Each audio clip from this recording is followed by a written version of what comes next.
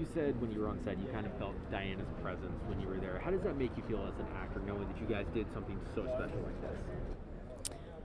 Um, well, I say that I felt her presence in I guess just in the way that not being somebody who is overtly spiritual or articulate in that sense, if you can quantify your experience on Earth sort of in relation to your own imagination, I dreamed of this woman and admired this woman from afar in the deepest and most truthful way. And to step into that skin was wonderful. It was,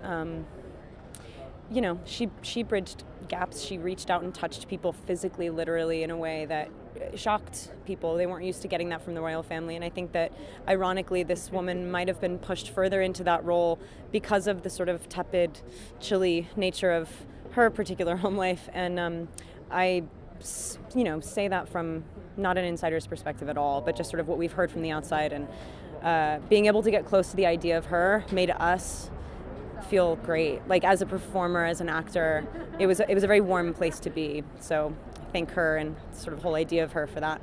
Well, there's a pivotal scene in this film, that there's a quote that Princess Charles says, there has to be two of you, the real one and the one you take pictures of. How do you relate to somebody like that who also yourself has grown up in the spotlight? So how did that relation kind of put you in this film? Yeah, I don't want to lean away from comparisons because they're quite obvious. Like, a lot of people take my picture. I'm an actor who wants to reach out and touch people. We make movies in order to have large conversations and not shy away from real things. And I think, in this case, it's tough because this person fought for her own, not for her privacy, but for her agency to have a perspective that was listened to in a way that wasn't distorted by the lens that media provides naturally. She could not be herself in public. I can. So I think in comparing my experience with photographs and interviews, I'm so lucky. I'm an artist. I get to make mistakes. I get to make choices. I get to actually grow with my public.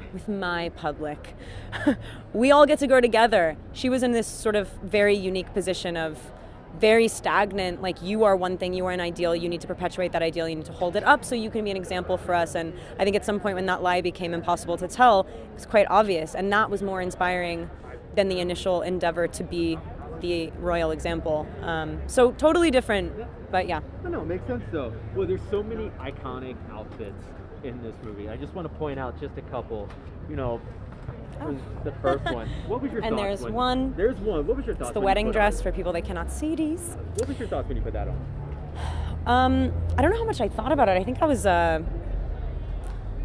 thought that was someone else. I was like, Scott Speedman. It's not Scott Speedman. When I put the wedding dress on, I had one opportunity to play that part of her life. Our movie takes place over a 3-day period that doesn't touch on the wedding, but the memory of that wedding is, kind of laced throughout the whole movie.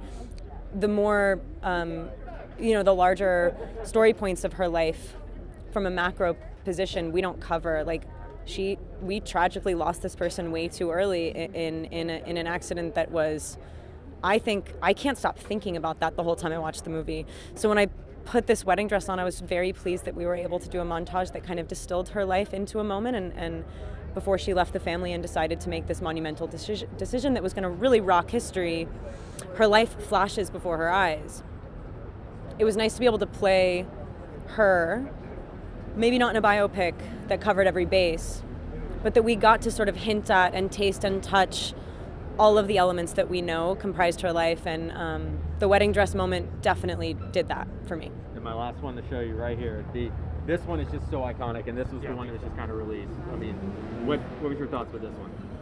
So we took that picture actually at a fitting. We hadn't even cut the wig exactly perfect. We were very roughly, that was like the first time I really stepped in to her, the clothes, the wig at the same time, having Pablo take the photographs. I can't believe that ended up being the poster. It's such a cool story. I'm like, of course, like we kind of just, they were fitting photos. And when all of the elements come together, like hair, makeup, wardrobe, production design, you put it on camera, it all comes together. I didn't feel like Diane all the time. I didn't look in the mirror and feel like her. So that picture shocked me. It was just the right kind of diffusion where you went, oh wow, actually I do believe that. And for me, that was the first taste. And I think that photo right there said we knew we have something special right here. So congratulations on all this, and thank you so much. Thank you. Yeah, likewise.